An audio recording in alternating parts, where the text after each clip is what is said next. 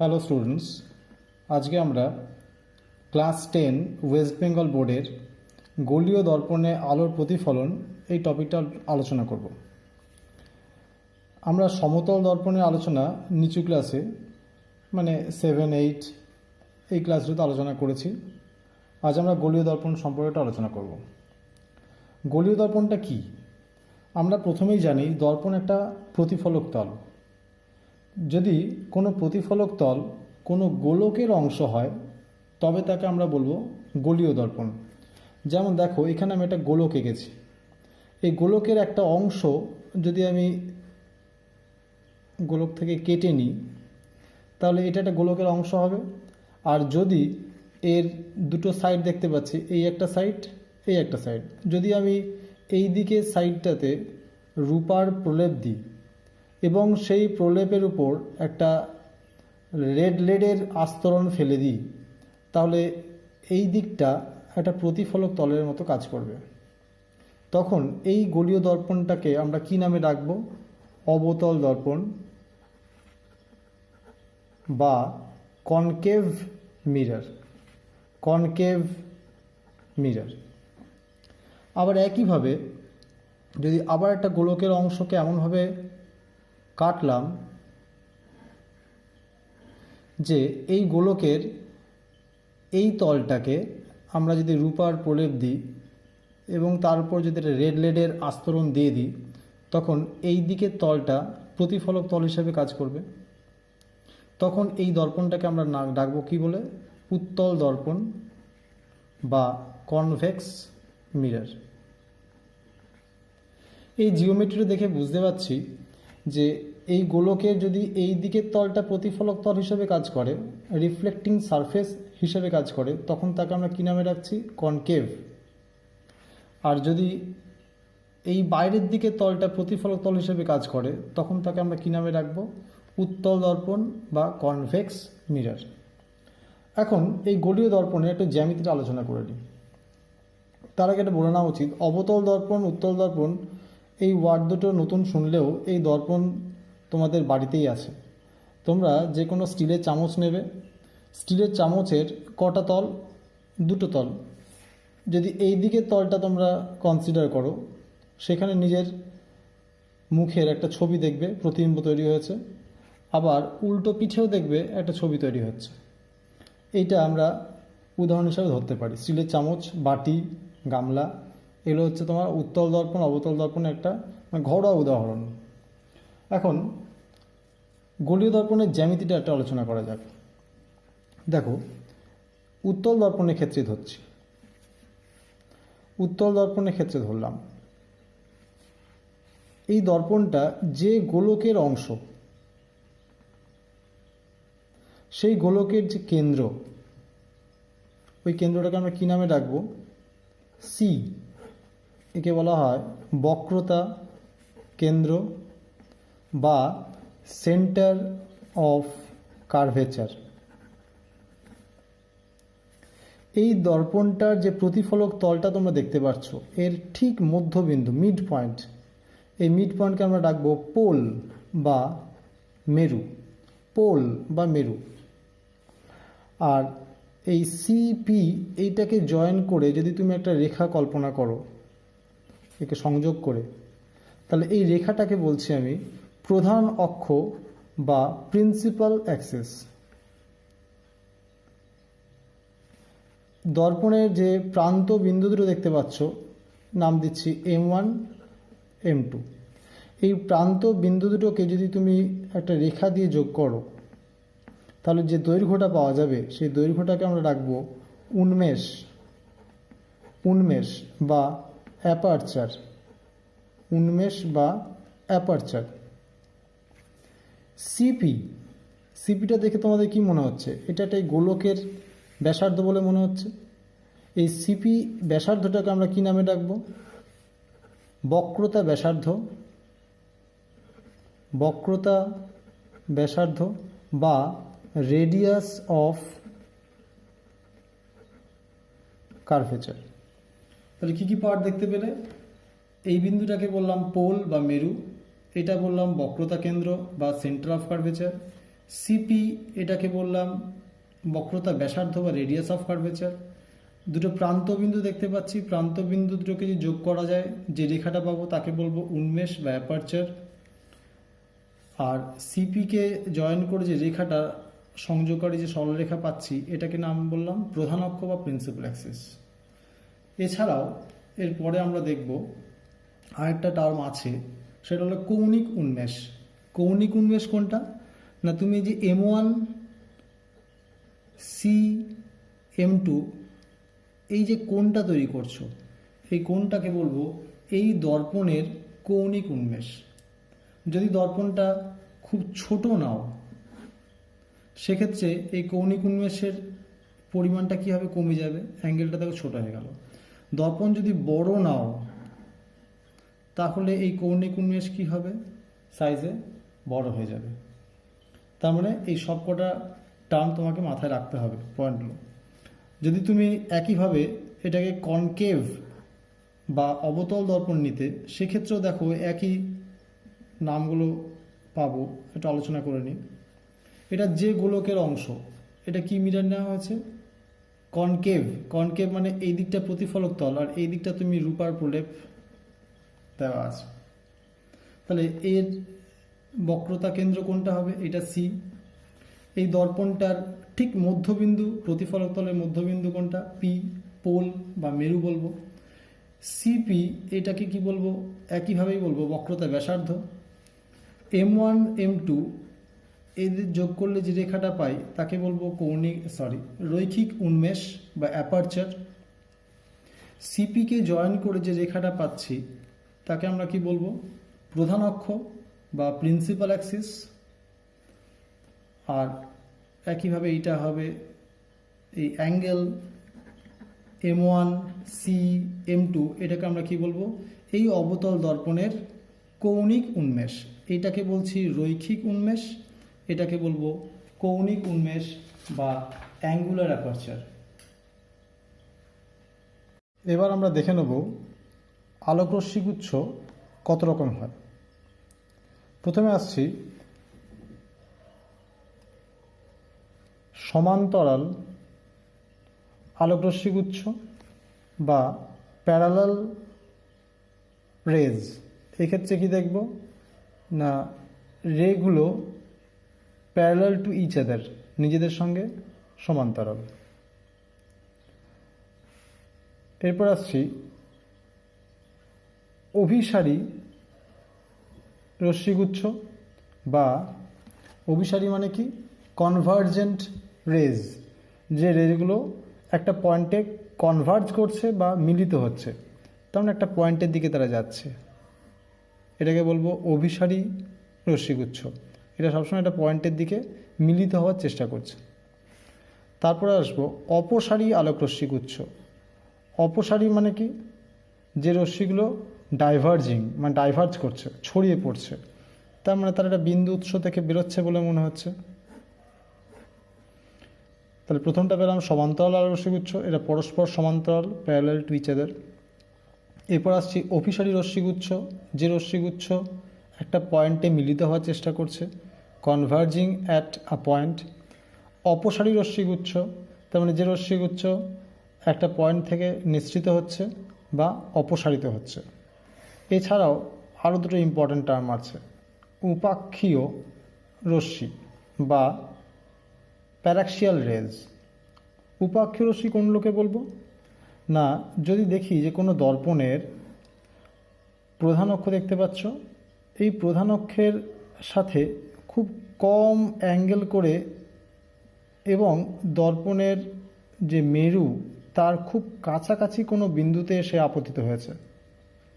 আবার বলছি, উপাক্ষীয় রশ্মি কোনটাকে বলবো না, যদি কোনো রশ্মি প্রধান অক্ষের সাথে খুব কম কোণে আনত থেকে এবং দর্পণের মেরুর খুব কাছাকাছি কোনো বিন্দুতে এসে আপতিত হয়, তখন তাকে আমরা কী নামে রাখবো, উপাক্ষীয় বা প্যারাক্সিয়াল রেজ।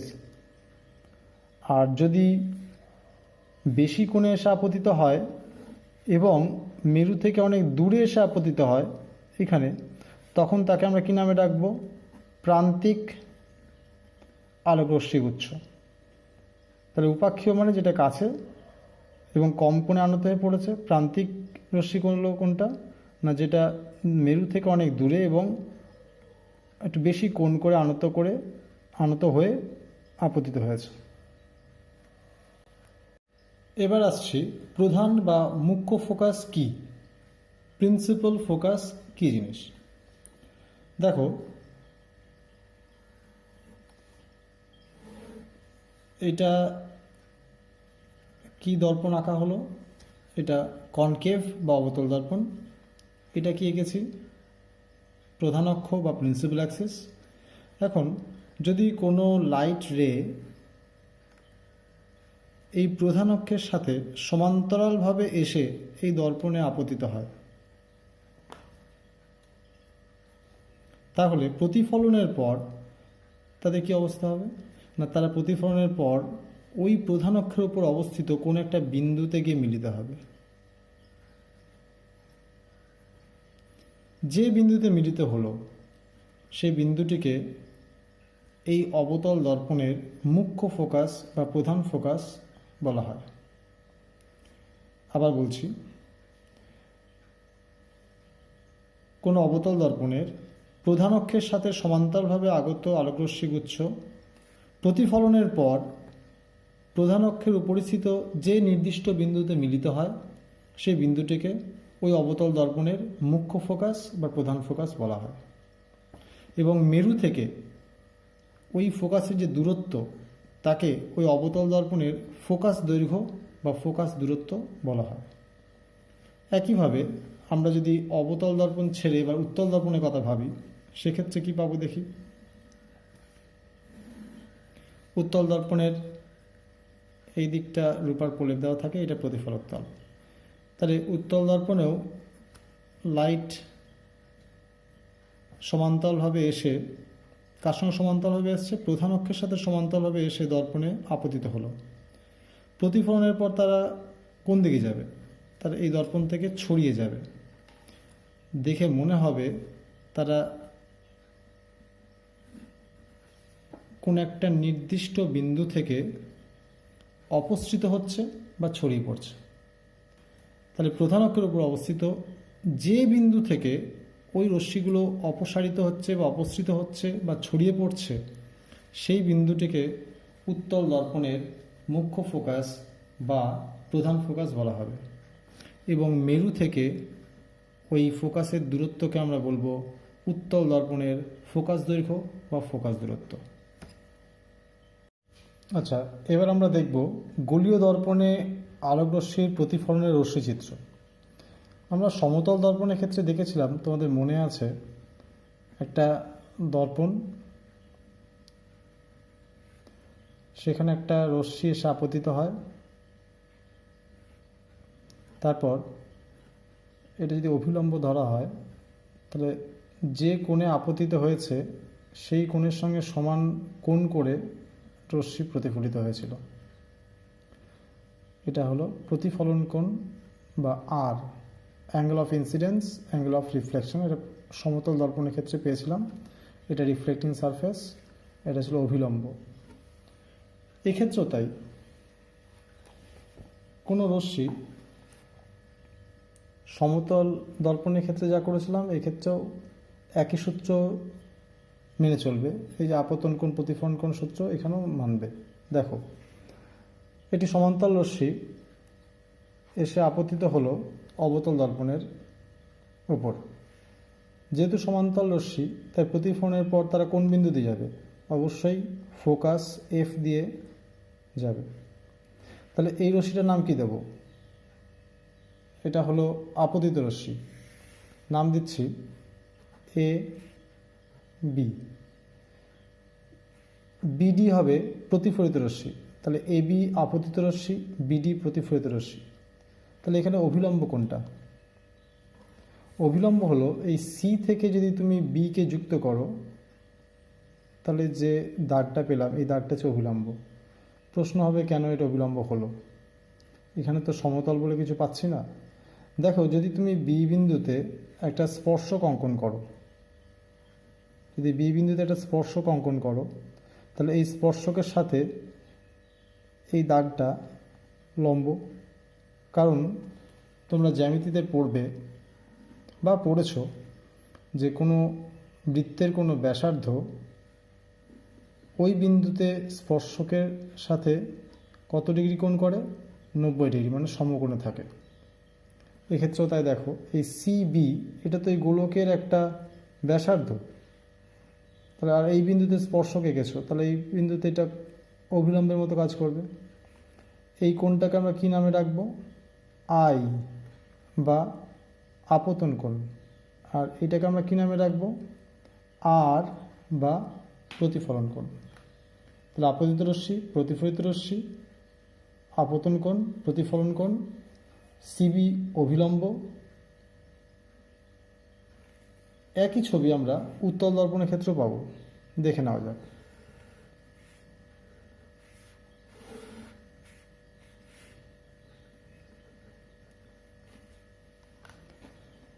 উত্তল দর্পণের ক্ষেত্রে প্রতিফলক তল তো এই দিকটা, তাহলে রশ্মি এসে পড়েছে সমান্তরালভাবে, তারা কোন বিন্দু থেকে অপসৃত হচ্ছে বলে মনে হবে, তোমরা আগেই জেনেছো, মনে হচ্ছে যেন ফোকাস এফ এই বিন্দু থেকে এটা অপসারিত হচ্ছে। তাহলে এই বিন্দুতে কোনটা অভিলম্ব হবে না, এইটা হলো এই গোলকের কেন্দ্র বা সেন্টার অফ কার্ভেচার। এই বিন্দু থেকে যদি তুমি একটা ডট ডট লাইন দাও, ব্রোকেন লাইন দাও, তাহলে এইটা এই স্পর্শকের সাথে কি হবে, অভিলম্ব হবে। তাহলে এ বি এটা হলো আপতিত রশ্মি, বি ডি এটা হলো প্রতিফলিত রশ্মি, এই অ্যাঙ্গেলটা হবে আপতন কোণ আই, এই অ্যাঙ্গেলটা হবে প্রতিফলন কোণ আর বা অ্যাঙ্গেল অফ রিফ্লেকশন। এখন আমরা অবতল এবং উত্তল দর্পণ দ্বারা আলোকরশ্মির প্রতিফলনের রশ্মিচিত্র আঁকব। দেখো আমি আগেই কনকেভ কনভেক্স দুটো করে ছবি পাশাপাশি এঁকে রেখেছি। এবার ফার্স্ট কেসে মনে করো যদি প্রধান অক্ষের সমান্তরালভাবে আলোকরশ্মি এসে আপতিত হয়, এই রশ্মিটা কোন দিকে যাবে, এই রশ্মিটা সর্বদা ফোকাস দিয়ে যাবে। উত্তলের ক্ষেত্রে কি পাবো, যদি রশ্মি এসে আপতিত হয় সমান্তরালভাবে এসে, তাহলে মনে হবে যেন ফোকাস থেকে অপসৃত হচ্ছে। সেকেন্ড কেস, এখানে সমান্তরাল এসে পড়েছিল,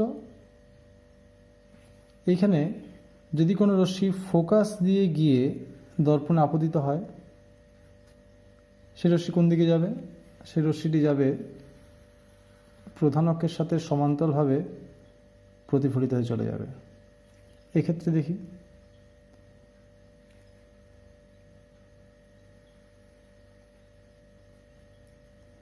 রশ্মিটা কোন দিকে আসছে, যেন মনে হচ্ছে ফোকাসের দিকে যাচ্ছে, তাহলে এটা কোন দিকে প্রতিফলিত হবে, সমান্তরাল হবে। দেখো এই দুটো ছবি একই এঁকেছি, কিন্তু অ্যারোটা উল্টো। আসলে আলোকরশ্মির প্রত্যাবর্তনশীলতা ধর্ম বলছে যদি রশ্মি সমান্তরালভাবে যায় তাহলে ফোকাস দিয়ে বেরিয়ে যাবে, আবার যদি ফোকাস দিয়ে যায় তাহলে সমান্তরালভাবে বেরিয়ে যাবে। দেখো দুটো ছবি একে অন্যের ঠিক উল্টো। এবার যদি কোনো রশ্মি বক্রতা কেন্দ্র দিয়ে যায় এবং দর্পণে গিয়ে আপতিত হয়, সেক্ষেত্রে কী হবে, ওই রশ্মিটি ওই পথেই আবার ব্যাক করবে, মানে প্রতিফলিত হবে। কারণটা তোমরা আগেই শিখেছো, তোমাদের এটা মনে আছে হয়তো, সমতল দর্পণে যদি রশ্মি লম্বভাবে আপতিত হয় তাহলে আপতন কোণ কত, 0 ডিগ্রি, তাহলে ওই রশ্মিটা ওই পথেই কি হয়, প্রতিফলিত হয়। তাহলে এখানে যদি এটা তুমি স্পর্শক অঙ্কন করো তাহলে দেখতে পাচ্ছ এটা অভিলম্ব বরাবর আপতন হয়েছে, তাই সেই বরাবর প্রতিফলন হবে। এই ক্ষেত্রেও তাই, যদি সি এর দিকে মুখ করে কোনো রশ্মি আসে, দেখো এটা তো দর্পণ ভেদ করে ঢুকতে পারবে না, তাহলে সি অভিমুখে যদি লাইট আসে প্রতিফলন হবে কোন দিকে, সেই দিকেই ব্যাক করবে। লাস্ট আরেকটা ছবি আছে, যদি কোনো রশ্মি মেরুর দিকে এসে পড়ে, মানে এই মেরুতে এসে পড়ে, তাহলে যে কোণে আপতিত হয়েছে মেরু থেকে ঠিক সেই কোণেই প্রতিফলিত হয়ে চলে যাবে। এক্ষেত্রেও তাই, যদি কোনো রশ্মি পোল বা মেরুতে এসে পড়ে তাহলে প্রতিফলিত কোন দিকে যাবে? প্রতিফলন সূত্র মেনে এটা যত কোণ, এটা ঠিক তত কোণ করেই ও প্রতিফলিত হবে। এখন আমরা উপাক্ষীয় রশ্মির ক্ষেত্রে প্রমাণ করব যে বক্রতা ব্যাসার্ধ ফোকাস দৈর্ঘ্যের দ্বিগুণ। Radius of curvature is twice that of focal length. এটা কনকেভ মিররের ক্ষেত্রে আগে প্রমাণটা আমরা করে দেখি।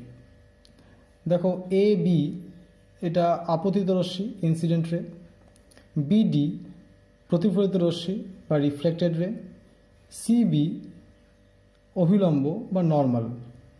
তাহলে ছবিতে দেখেই বুঝতে পারছো অ্যাঙ্গেল এ বি সি, মানে এই অ্যাঙ্গেলটাকে আমরা কী নামে রাখবো? আপতন কোণ বা অ্যাঙ্গেল অফ ইনসিডেন্স। আর অ্যাঙ্গেল এ বি ডি এটাকেও তাহলে আমরা কী নামে রাখবো? সরি, অ্যাঙ্গেল সিবিডি এই অ্যাঙ্গেলটা আমরা কী নামে রাখবো? প্রতিফলন কোণ বা অ্যাঙ্গেল অফ রিফ্লেকশন। তার মানে আমরা জানি প্রতিফলনের সূত্র কি বলছে, angle A B C equal to angle CBD. তাহলে এটা আমরা প্রথমে লিখতে পারি angle A B C equal to angle CBD. কারণটা কি বললাম? প্রতিফলনের সূত্রানুসারে আমরা জানি আপতন কোণ সমান প্রতিফলন কোণ। নেক্সট আবার দেখো A B and C P is parallel to each other. তাহলে এ বি সি এই অ্যাঙ্গেলটা আর বিসিপি এই অ্যাঙ্গেলটা কি হবে? সমান। এটা হচ্ছে একান্তর কোণ বা অল্টারনেট অ্যাঙ্গেল। তাহলে angle A B C equal to লিখতে পারি অ্যাঙ্গেল বিসিপি। তাহলে ফার্স্টে বলেছে angle A B C equal to CBD, এখন বললাম angle A B C equal to angle BCP. তাহলে আমরা লিখতেই পারি therefore angle CBD equal to angle BCP. এটাকে অন্যভাবে লেখা যায় অ্যাঙ্গেল সিবিডি মানে তো অ্যাঙ্গেল সিবিএফ। তাহলে লিখবো এখানে angle CBF equal to angle, দেখো বিসিপি লেখাও যা বিসিএফ লেখাও তাই। দ্যাট মিন্স এই দুটো অ্যাঙ্গেল কি হলো? পরস্পর সমান। তাহলে এই ট্রায়াঙ্গেল বিসিএফ এই ট্রায়াঙ্গেলের দুটো অ্যাঙ্গেল সমান, তাহলে এটা আইসোসেলিস ট্রায়াঙ্গেল বা সমদ্বিবাহু ত্রিভুজ। আর সমদ্বিবাহু ত্রিভুজ মানে কোন দুটো আর্ম ইকুয়াল হবে? এই দুটো arm equal. That means BF equal two FC. তাহলে আমরা এখান থেকে লিখতে পারি বিএফ ইকুয়াল টু এফসি। কারণটা পাশে কি লিখবো? যেহেতু এটা কি ত্রিভুজ বললাম? সমদ্বিবাহু ত্রিভুজ। কোন ত্রিভুজটা? বিসিএফ। নাও যদি আমরা ধরি এ বি এটা উপাক্ষীয় রশ্মি, ইফ দ্য ইনসিডেন্ট রে এ বি ইজ প্যারাক্সিয়াল, তার মানে কি? প্যারাক্সিয়াল আগেই বলেছি যে বি পয়েন্টটা পি পয়েন্ট হোক কাছাকাছি, মানে রশ্মিটা একদম প্রধান অক্ষের গা ঘেঁষে গিয়ে এখানে পড়েছে। সেক্ষেত্রে দেখো বি পয়েন্ট আর পি পয়েন্ট যদি কাছাকাছি হয় তাহলে বিএফ দাগটা, এই বিএফ তখন এরকম দাগ হতো বিএফ, আর এফ পি এই দুটো কী হতো? একই। তো সেক্ষেত্রে আমরা কী লিখতাম তখন? বিএফ অ্যাপ্রক্সিমেটলি ইকুয়াল টু কী লিখতাম? এফ পি বা পিএফ লিখতে পারো। দেয়ারফোর তাহলে আগে বললাম BF equal to F C, এখন বলছি BF equal to F P. তাহলে আমরা বলতে পারি F C equal to F P, বা লিখতে পারি, তাহলে দেখতে পাচ্ছি F C equal to F P, মানে এফটা কি? Mid point. তাহলে এফ হচ্ছে সিপি এর মিড পয়েন্ট। তার মানে লিখতে পারি that is equal to CP by 2। এখন আমরা নাম আগে দিয়েছি পিসি, মানে পি পয়েন্ট থেকে সি, পিসি এই ডিস্টেন্সে আমরা কী নাম দিয়েছি? বক্রতা ব্যাসার্ধ আর। আর পিএফকে কী নামে রেখেছি? ফোকাস দৈর্ঘ্য এফ। তাহলে আমরা সাজিয়ে লিখি, তাহলে পিএফ ইকুয়াল টু কত হবে? PC by 2। তাহলে পিএফ ইকুয়াল টু কি? ফোকাস দৈর্ঘ্য। পিসি ইকুয়াল টু কী হবে? বক্রতা ব্যাসার্ধ বাই 2। অতএব আর ইকুয়াল টু কত হলো? 2F। আমরা একই প্রমাণ উত্তল দর্পণের জন্য করে দেখি। এখানে দেখো এবি আপতিত রশ্মি, বিডি প্রতিফলিত রশ্মি, আর সিবি অভিলম্ব, এটাকে এক্সটেন্ড করে এইচ পর্যন্ত নিয়ে গেছি। তাহলে ABH আপতন কোণ আর DBH প্রতিফলন কোণ দেখতে পাচ্ছ। তাহলে আমরা আগে লিখে নিতে পারি angle ABH equal to angle DBH। কেন লিখলাম? এরা যেহেতু আপতন কোণ সমান প্রতিফলন কোণ, তাই এরা ইকুয়াল। আবার দেখো, তোমরা জ্যামিতিতে বিপ্রতীপ কোণ বা অপোজিট অ্যাঙ্গেল পড়েছ। দেখো অ্যাঙ্গেল DBH এটা সমান, মানে অ্যাঙ্গেল CBF লিখতে পারি তো। তাহলে লিখলাম অ্যাঙ্গেল DBH সমান অ্যাঙ্গেল CBF। এই দেখো এই অ্যাঙ্গেলটা কি DBH ইকুয়াল টু CBF। এই দুটো অ্যাঙ্গেল সমান কারণটা কি? এটা বিপ্রতীপ কোণ বা অপোজিট অ্যাঙ্গেল। আবার দেখো AB প্যারালাল টু এই প্রিন্সিপাল অ্যাক্সিস প্রধান অক্ষ PC। তাহলে এই angle ABH equal to angle কত হবে? FCB। এরা কি? এরা হলো অনুরূপ বা সিমিলার অ্যাঙ্গেল। তাহলে আবার লিখতে পারি angle ABH equal to angle FCB। তাহলে দেখো এই অ্যাঙ্গেল আর এই অ্যাঙ্গেল তাহলে কী হবে? ইকুয়াল হবে। যেহেতু এরা দুজন ইকুয়াল, তাহলে এই দুটো কী হবে? ইকুয়াল হবে। That means angle CBF equal to angle কী হবে? FCB। তার মানে এই CBF ট্রায়াঙ্গেল দেখতে পাচ্ছ, এই ট্রায়াঙ্গেলের এই দুটো অ্যাঙ্গেল কি? ইকুয়াল। তার মানে এটা কী ধরনের ট্রায়াঙ্গেল হলো? সমদ্বিবাহু ত্রিভুজ বা আইসোসেলিস ট্রায়াঙ্গেল। তার মানে FC ইকুয়াল টু কত হবে? BF। তাহলে আমরা লিখতে পারি এখানে FC ইকুয়াল টু হলো BF। আগের মতো যদি আমরা বলি যে AB রশ্মিটা উপাক্ষীয় রশ্মি বা প্যারাক্সিয়াল রে, তাহলে B পয়েন্টটা P পয়েন্টে খুব কাছাকাছি আসতো। তাহলে তখন এই BF অলমোস্ট FPর সঙ্গে সমান হয়ে যেত। মানে এই B যদি এইখানে আসতো তাহলে BF যোগ করতাম এইভাবে, আর PF এটা। তাহলে সেক্ষেত্রে কী লিখতে পারতাম? BF অ্যাপ্রক্সিমেটলি ইকুয়াল টু কী লিখতাম বলো? PF। অতএব একবার বললাম FC ইকুয়াল টু FB বা BF, আবার বলছো BF ইকুয়াল টু FP। তাহলে আমরা কী বলতে পারি? CF equal to FP। অতএব আমরা লিখলাম CF ইকুয়াল টু PF। আচ্ছা, CF যদি PF এর সমান হয় তাহলে Fটা কী হবে? CPর মিড পয়েন্ট বা মধ্যবিন্দু। তাহলে আমরা লিখতে পারি that is equal two CP/2। তাহলে আমরা বলতেই পারি PF ইকুয়াল টু কত? PF ইকুয়াল টু হলো F। CP মানে PC ইকুয়াল টু এখানে কত? বক্রতা ব্যাসার্ধ, রেডিয়াস অফ কার্ভেচার R। তাহলে F ইকুয়াল টু কত হলো? আগের মতোই R/2। অতএব R ইকুয়াল টু কত আসবে? 2F। গোলীয় দর্পণের বাকি অংশটা আমরা নেক্সট ভিডিওতে আলোচনা করব। আজকে যতটা আলোচনা করলাম সেই অংশটা তোমরা খাতায় ভালো করে লিখে এবং ছবি আঁকার পদ্ধতিগুলো ভালো করে শিখে প্র্যাকটিস করে রাখো। তাহলে পরে ভিডিওটাতে বুঝতে সুবিধা হবে।